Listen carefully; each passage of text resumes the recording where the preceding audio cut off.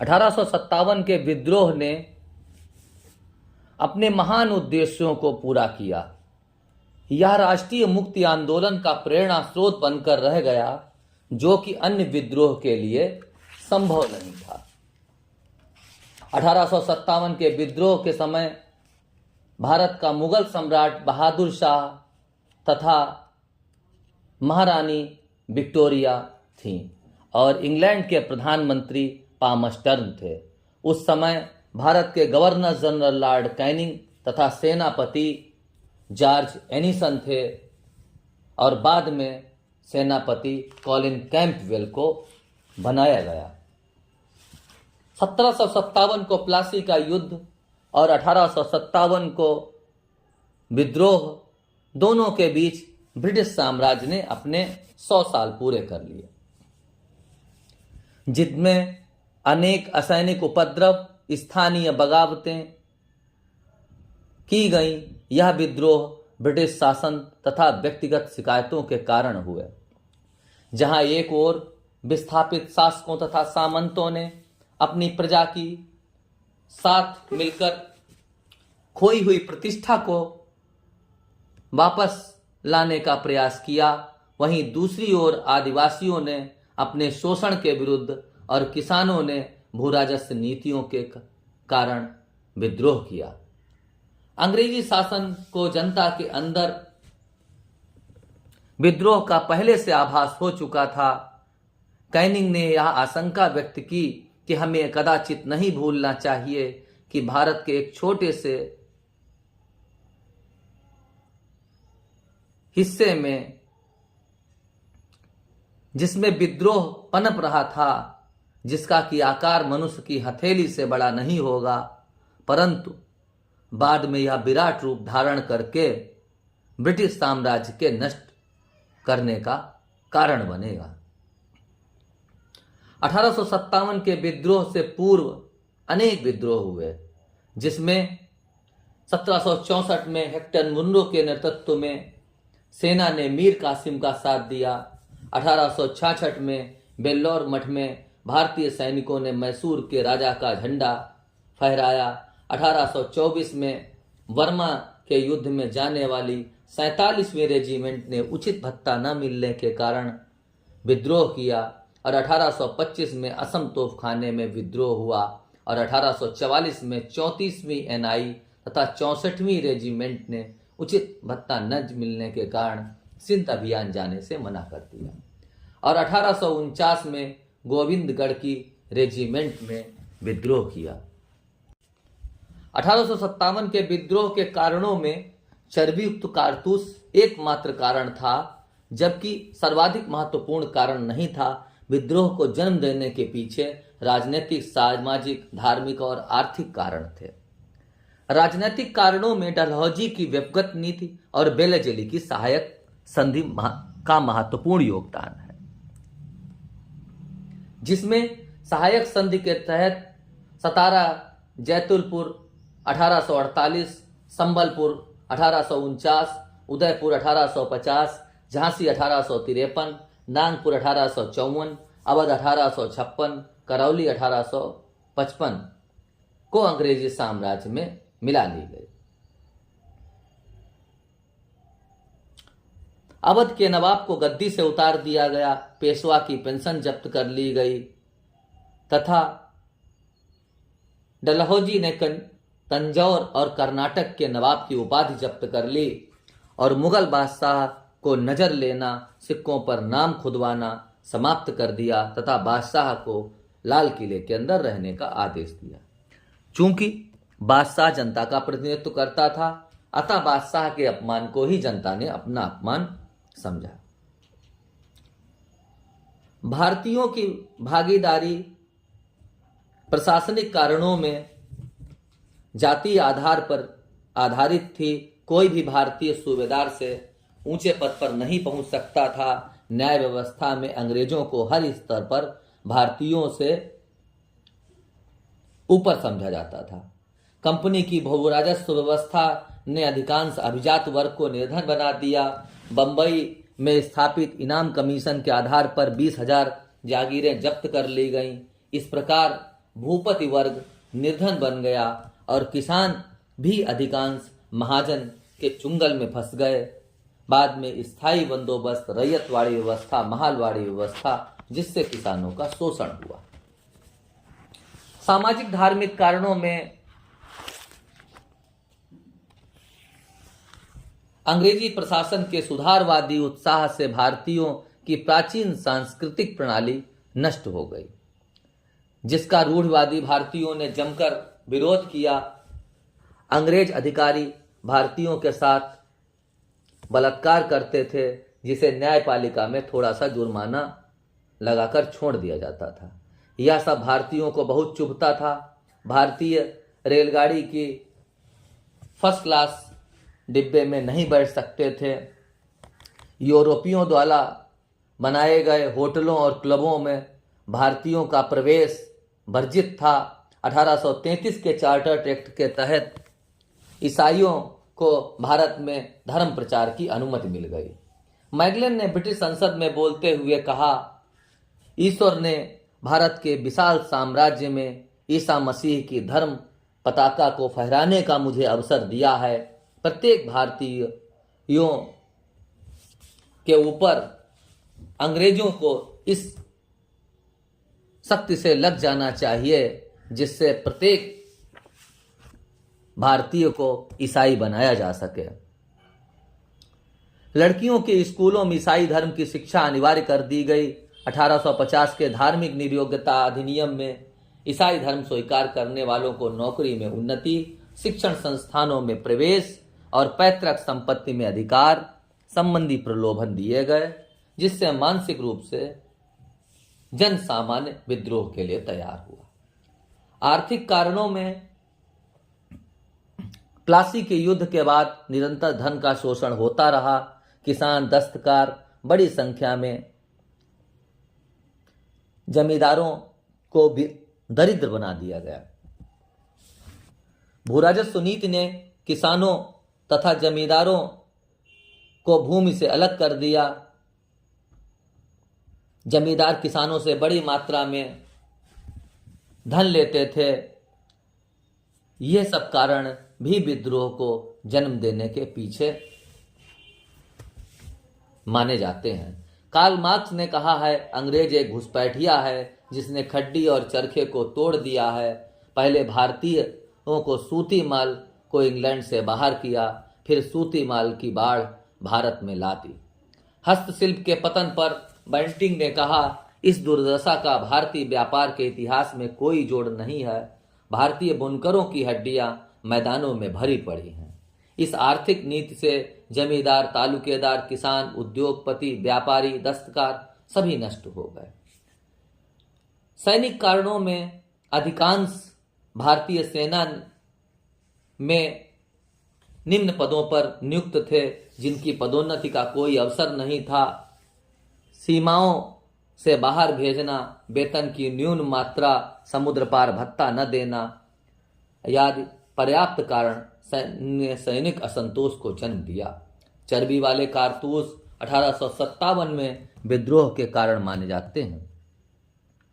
Canning के 2 घोषणाएं, जिसने आग में घी का कार्य किया, सेना में भर्ती होने के बाद में विदेश सेवा को अनिवार्य कर दिया और ब्राउन्स बैंड के स्थान पर नई एनफील्ड राइफल का प्रयोग भी अनिवार्य कर दिया गया, जिसमें गाय और सुअर दोनों की चर्बी लगी हुई थी, जिससे हिंदू और मुसलमान दोनों लोग भड़क उठे।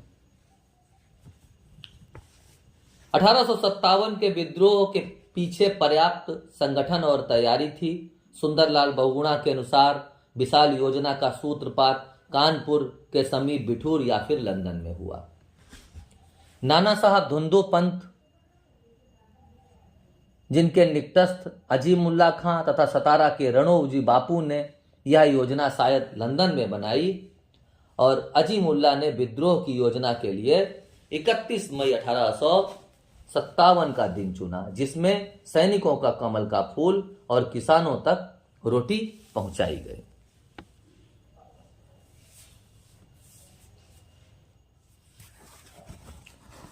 चर्बी लगे कारतूस का प्रयोग विद्रोह का तात्कालिक कारण था। कैनिंग ने 1857 में सैनिकों को ब्राउन्स बैंड के स्थान पर एनफील्ड राइफल का जब प्रयोग प्रारंभ कराया, जिसमें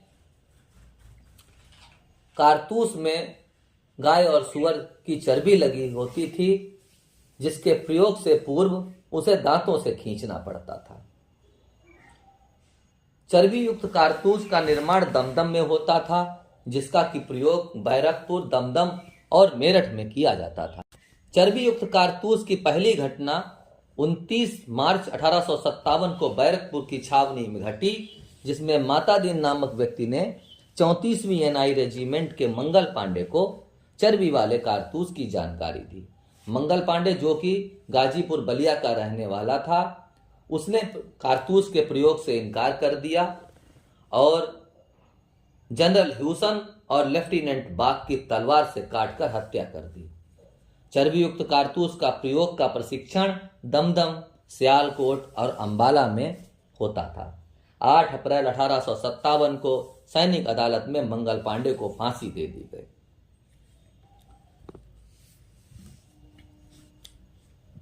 चौबीस अप्रैल 1857 को तीसरी देसी घुड़सवार सेना के 90 सैनिकों ने चर्बी युक्त कारतूस के प्रयोग से इनकार कर दिया और उसमें 85 लोगों को 10 मई को 10 वर्ष की सजा सुना दी गई।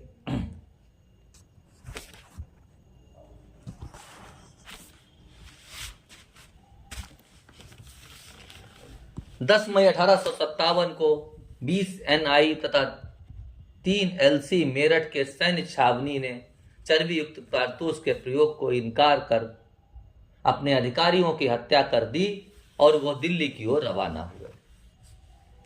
11 मई 1857 को विद्रोहियों ने दिल्ली पर अधिकार कर लिया और बहादुर शाह द्वितीय को अपना सम्राट और अपना नेता मान लिया। विद्रोहियों ने लेफ्टिनेंट बिलोवी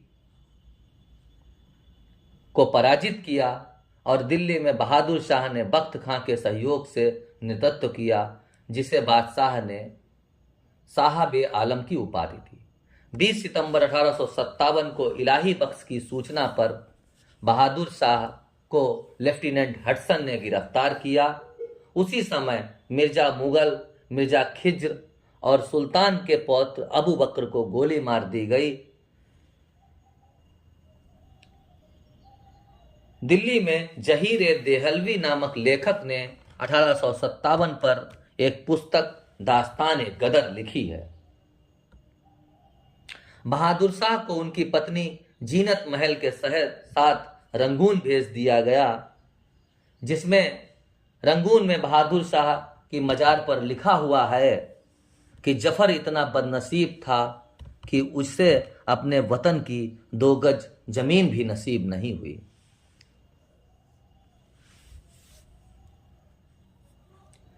इस 1857 का विद्रोह का प्रत्यक्षदर्शी मिर्जा गालिब था। उसने कहा, मेरे सामने खून का विशाल समुद्र है और अल्लाह ही जानता है कि अभी मुझे क्या क्या देखना है। 4 जून 1857 को लखनऊ में विद्रोह का नेतृत्व हजरत महल ने अपने पुत्र बिरजिस कादिर के साथ में किया और उन्होंने लखनऊ रेजिडेंसी पर हमला किया, जिसमें उनका वजीर अलीन की खां मारा गया। लखनऊ रेजिडेंसी की रक्षा करते हुए Henry Lawrence, major general Havelock तथा जनरल नील की मृत्यु हो गई। बेगम हजरत महल को वाजिद अली शाह ने महक परी की उपाधि दी थी। हजरत महल ने शाहजहांपुर में मौलवी अहमदुल्ला के साथ मिलकर विद्रोह का नेतृत्व किया, जिसे 31 मार्च 1858 को कैंपवेल ने इस विद्रोह को कुचल दिया।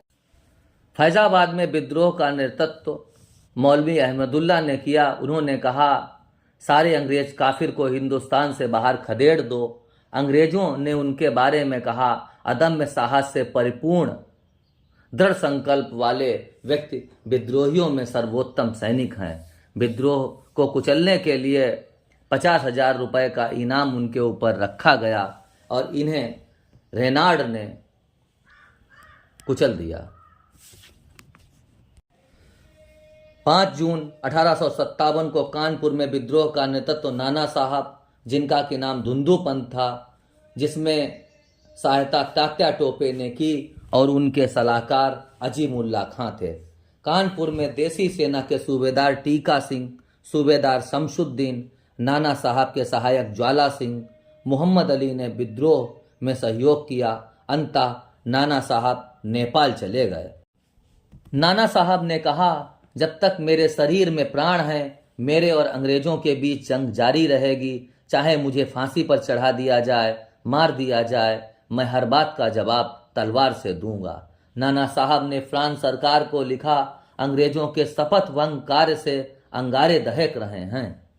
कानपुर की वैश्या अजीजन ने विद्रोहियों की मदद की और हैवलॉक तथा जनरल नील ने 20 जुलाई 1857 को कानपुर पर अधिकार कर लिया। झांसी में 4 जून 1857 को रानी लक्ष्मीबाई ने नेतृत्व किया। झांसी से कालपी होती हुई ग्वालियर पहुंची। रानी लक्ष्मीबाई का जन्म वाराणसी में हुआ था और इनका नाम मणिकर्णिका, मनु तथा छबीली था। इनके पिता का नाम मोरोमन पंत और इनकी माता का नाम भागीरथी था। रानी लक्ष्मीबाई की महिला शाखा दुर्गा दल की सेनापति झलकारी बाई थीं। अंग्रेज सेनापति ह्यूरोज से 17 जून 1858 को रानी लक्ष्मीबाई लड़ती हुई मारी गईं। उनकी मृत्यु पर ह्यूरोज ने कहा था कि भारतीय क्रांतिकारियों में यहाँ सोई हुई अकेली औरत मर्द है। तात्या टोपे, जिसके बचपन का नाम रघुनाथ राव पंत तथा वास्तविक नाम रामचंद्र पांडुरंग था।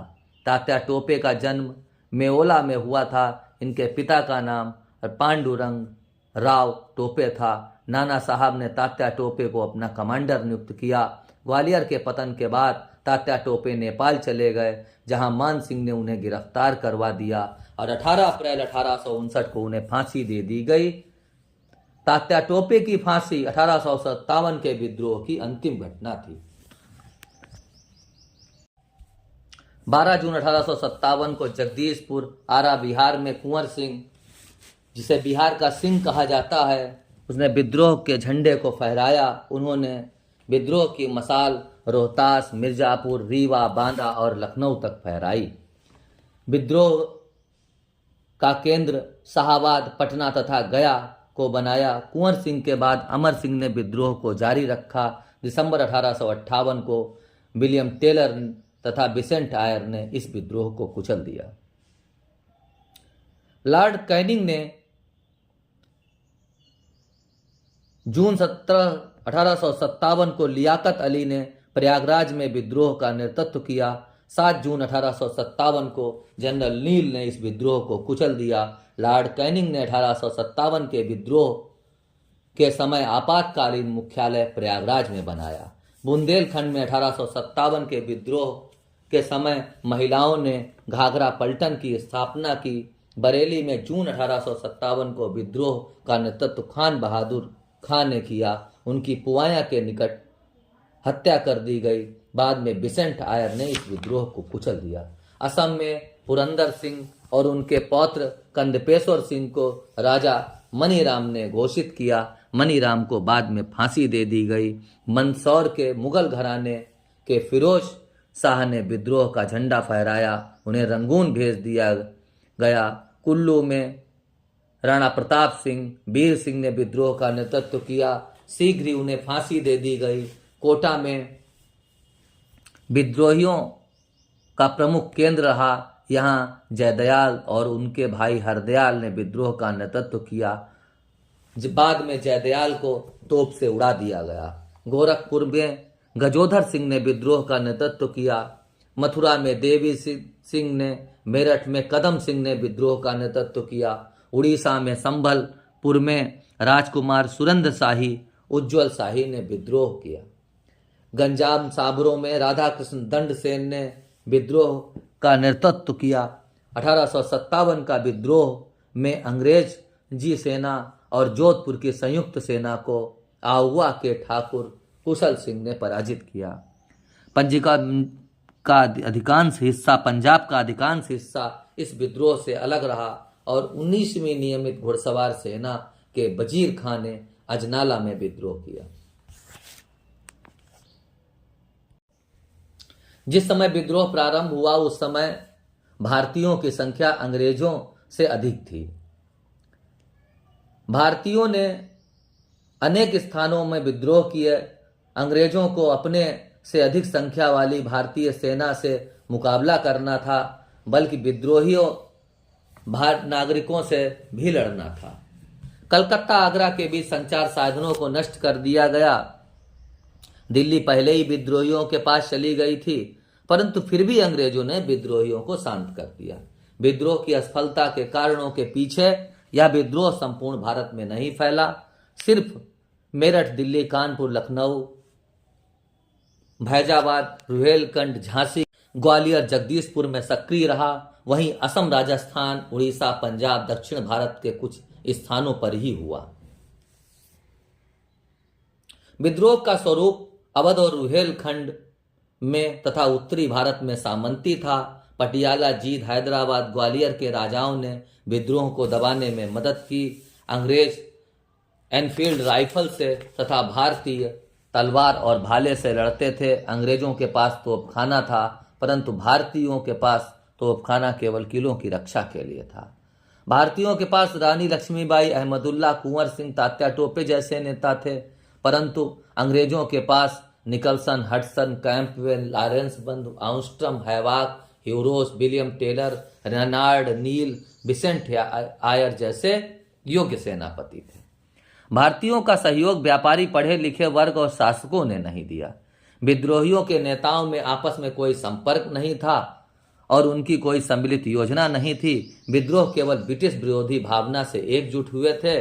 विद्रोह के बारे में सर जॉन लॉरेंस ने कहा है कि अगर उनका कोई भी एक नेता होता तो हम सदा के लिए हार जाते। अगर हैदराबाद ने विद्रोहियों को साथ दिया होता तो दक्षिण भारत भी विद्रोह से बच नहीं पाता। लॉर्ड कैनिंग के शब्दों में, अगर सिंधिया ने हमारा साथ न दिया होता तो शायद हमें कल ही जाना पड़ता। विद्रोह की असफलता का कारण एकता, साधनों और संगठनों की न्यूनता थी। विद्रोह की कोई भी सुनियोजित योजना नहीं थी और न ही कोई उसका कार्यक्रम था। विद्रोह की प्रकृति के बारे में 3 बिंदुओं पर आधारित है। कुछ ने इसे सैनिक विद्रोह कहा, कुछ ने राष्ट्रीय संघर्ष और कुछ लोगों ने भारत का प्रथम स्वतंत्रता संघर्ष कहा। John Lawrence, Seeley, Trevelyan, Malleson, T R. Holmes ने इसे सैनिक विद्रोह माना है, जिसका दुर्गादास बंदोपाध्याय और सर सैयद अहमद खान ने समर्थन किया है।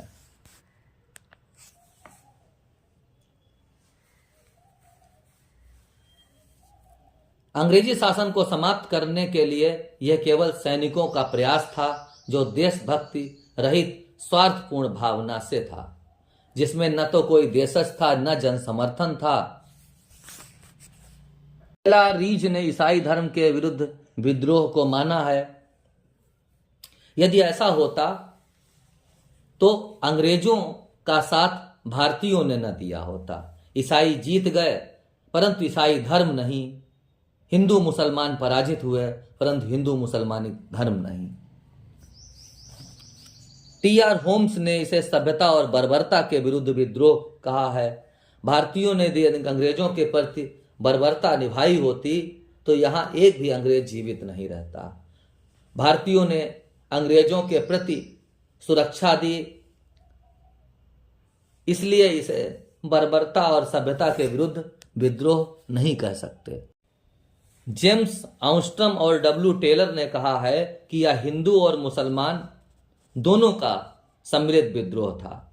यदि विद्रोह सम्मिलित होता तो हिंदू और मुसलमानों में कभी भी मतभेद समाप्त नहीं हुए।